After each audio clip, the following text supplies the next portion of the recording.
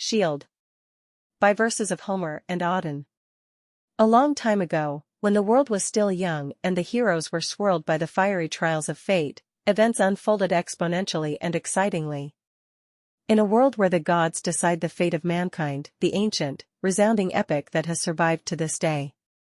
Men stood up to their fate, and the gods played their best games with the hearts of men and women, slaves and rulers. On the noble Olympic hills stood the blacksmith of the gods, Hephaestus, before his mystical instruments. Beneath his hands lay a gleaming sheet of metal, as pure as a starry night. In the grainy texture of the metal plate lying before him, Hephaestus combined ancient art with the colors of modernity. It was an epic poem, a reflection of a mythical age, a choice of characters, a sinister, bloody drama.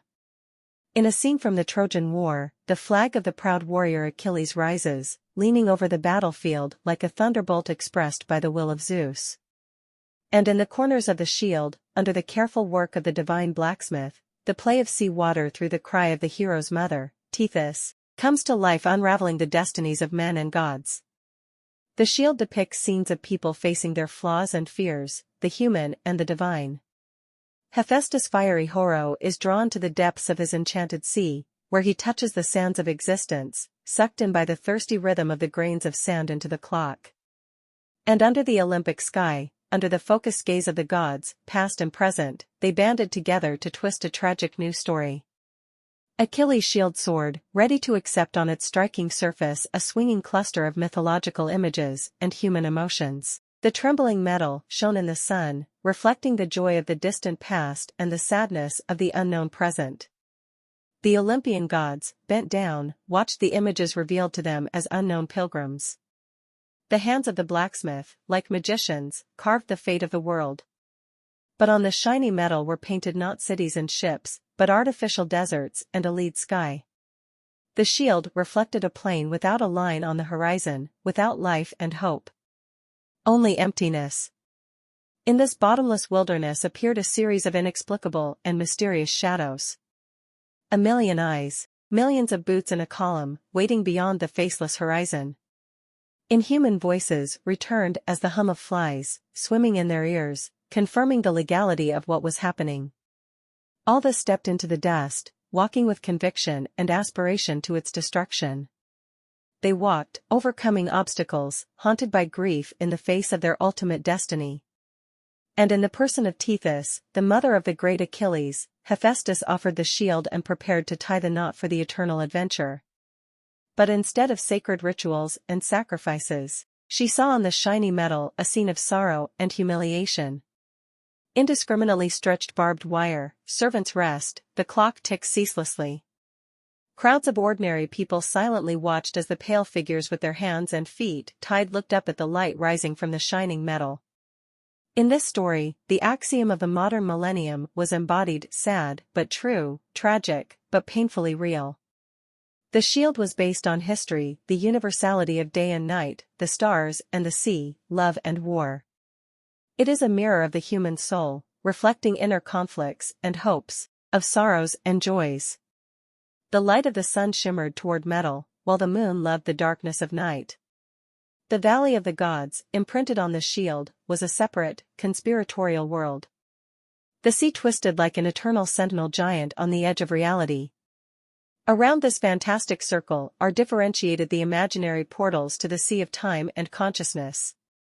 The creak of the furnace, like a magical call, causes the metal, mixing, merging into the bright pigments of the imagination.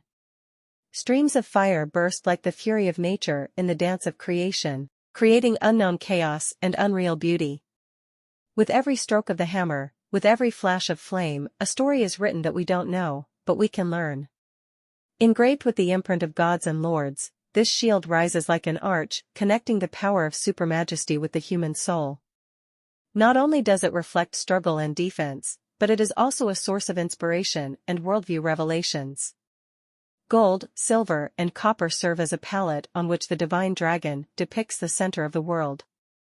In this shield intersect mythical events and real emotions. Stories of weddings, battles, constellations, and passionate rhythms unfold. Every detail of the painting is like the hand of time, guiding us along the mystical path of life. Among all this, two cities stand out. On the one hand, luxurious weddings and celebrations, on the other war and shadows of sadness. They seem to be two sides of the same coin of life, where light and darkness, joy and suffering intertwine. Life and death are intertwined in this image, developing the diamond thread of being. The struggle for freedom and justice is like an incredible choreography of death and victory. The shield is a mirror that reflects the battle for our souls, imprinted with the providence of destiny and the creativity of power. The battle with time, with betrayal, with death is imprinted as an indelible sign on the metal of history. This shield is a mirror in which the battles of our souls, depicted through the art of destiny and the creativity possessed by the rulers of time, are reflected. Thus, the story unfolds as a palette of battles, woven into a web of heroic deeds. It's like you can hear the battle horns and drums.